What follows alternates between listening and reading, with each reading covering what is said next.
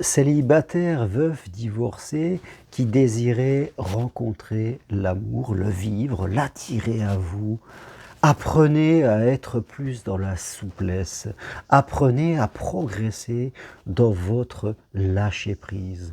Qu'est-ce que je rencontre au cours de mes rendez-vous de personnes qui sont encore énormément dans la peur et qui essayent de réduire leur peur en mettant énormément des critères.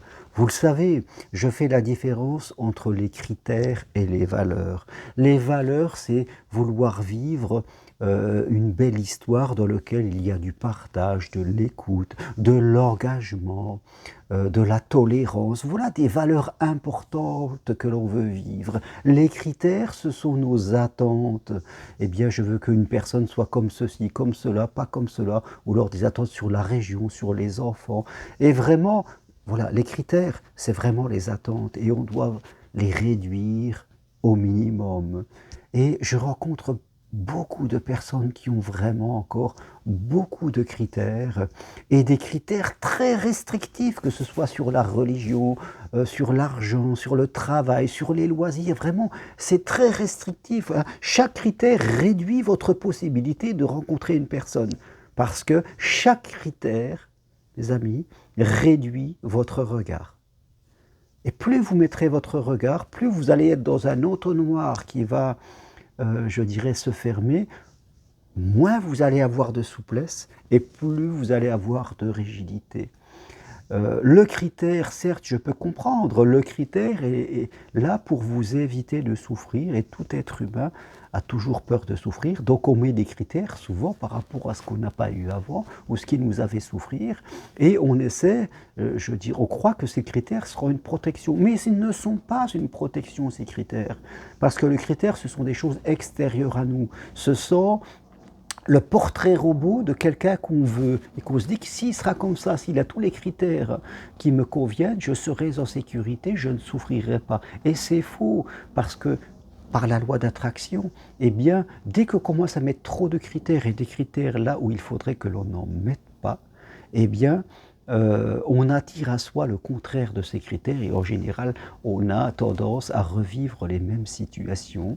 Et puis, bien sûr, on va encore se rigidifier et on va être encore dans la peur et on va encore avoir rajouté encore beaucoup de critères et là nous allons au risque fort de tomber complètement dans l'inconscience, ce qu'on appelle l'inconscience. Vous voyez, hein, je vous rappelle l'histoire de Platon qui dit que l'être humain est dans une grotte et il ne sait pas qu'il est dans une grotte, il vit dans ses programmations mentales. Et à un moment, il prend conscience qu'il est dans une grotte, c'est-à-dire qu'il est en train de s'auto-programmer lui-même et qu'il est totalement inconscient, et il décide, c'est pas facile, de sortir de la grotte et d'aller en pleine lumière. Et vous aussi, en amour, il va falloir sortir de votre grotte d'habitude, de votre grotte de critères, de repères, pour aller dans la lumière. Parce que l'amour que vous recherchez,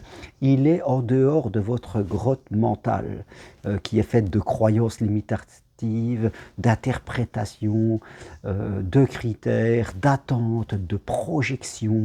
Voilà ce qui est fait dans la grotte mentale, qu'on peut appeler la zone de confort, mais vous le savez, c'est pas du tout une zone de confort, hein. C'est une zone de solitude, une zone de limitation, une zone d'empêchement de vivre.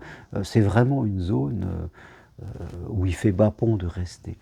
Quelque part, la vraie vie est en dehors de ses habitudes. C'est bien d'avoir des habitudes, mais la vie, c'est pas des habitudes. La vie, c'est aussi découvrir, apprendre. Les habitudes ne sont que le passé. Et les gens qui restent dans les habitudes, ce sont des gens qui ne vivent que du passé et qui ne cherchent jamais à élargir, à entrevoir de nouvelles possibilités. Mais si on veut vivre le grand amour, on ne peut pas avoir ces comportements médiocres, faits d'habitude, c'est-à-dire faits du passé, faits d'inconscience et dans la grotte, et espérer vivre le grand amour. C'est un peu ça le leurre de beaucoup de personnes que je reçois, souvent des cinquantenaires, des soixantenaires. Ils veulent vivre le grand amour, et ils ont des comportements qui correspondent à des petits amours, voire simplement à des relations. Non, ça ne peut pas fonctionner. Il y a un moment, il faut en prendre conscience, sinon on se raconte des histoires, On se fait croire qu'on a raison, mais on se leurre, on est manipulé, on s'auto-manipule, tout ça pour ne rien faire et rester comme on est. On se met déjà en échec, et c'est souvent le cas de personnes qui vont se mettre des objectifs inatteignables, comme ça ils sont sûrs qu'ils les atteignent pas, et puis qu'ils vont rester comme ils sont. C'est aussi de l'inconscience. Donc aujourd'hui, mes amis, regardez-vous en face dans la glace et demandez-vous, est-ce que je veux vivre un grand amour ? Posez-vous cette question, là, en vous regardant droit dans les yeux. Est-ce que je veux vivre un grand amour?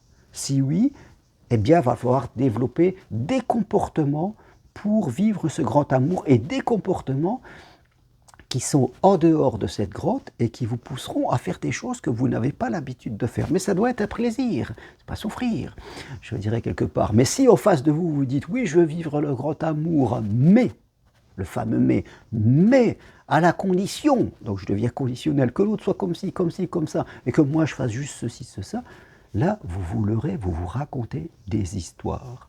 Donc, ayez conscience et acceptez vos limites, ou alors acceptez l'idée qu'il va falloir aller vivre quelque chose de vraiment superbe, de sortir votre grotte et de devenir un être conscient, parce que le grand amour est fait d'être conscient, n'est pas fait d'être inconscient. Les êtres inconscients d'amour, ce sont des gens qui ne font que taper sur leurs blessures et se faire souffrir mutuellement. Voilà ce que je voulais partager avec vous aujourd'hui. Réduisez vos critères, oubliez vos critères. Les critères ne font que activer vos peurs. Travaillez sur vous, sur l'estime de vous, sur la confiance en vous. Apprenez à progresser, à communiquer, à fixer vos limites, à savoir ce que vous voulez, à être dans vos valeurs. Et là, je peux vous dire que les choses vont changer pour vous. Voilà ce que je voulais partager avec vous aujourd'hui. Je vous dis à très bientôt. Si vous aimez cette vidéo, eh bien, appuyez sur j'aime. Si vous voulez aller plus loin, cet été, venez participer à une de mes marches d'évolution. Fin juin vers Saguième, fin juillet vers Conques. Posez-vous un challenge et vous verrez que vous recevrez les moyens financiers et le temps pour le faire. Ne soyez pas une victime de votre vie, mais soyez l'acteur de la vie que vous désirez. Si vous voulez des renseignements sur les marches, écrivez-moi et je vous enverrai les programmes. Vous avez mes 2 sites qui sont sur le texte qui accompagne cette vidéo, ou prenez rendez-vous avec moi. Si vous voulez qu'on fasse le point de votre situation, rendez-vous à distance de chez vous, par Skype, WhatsApp, téléphone. Sur ce, à bientôt. Vive l'amour, vive la vie et soyez acteurs, je vous le dis. Merci, au revoir.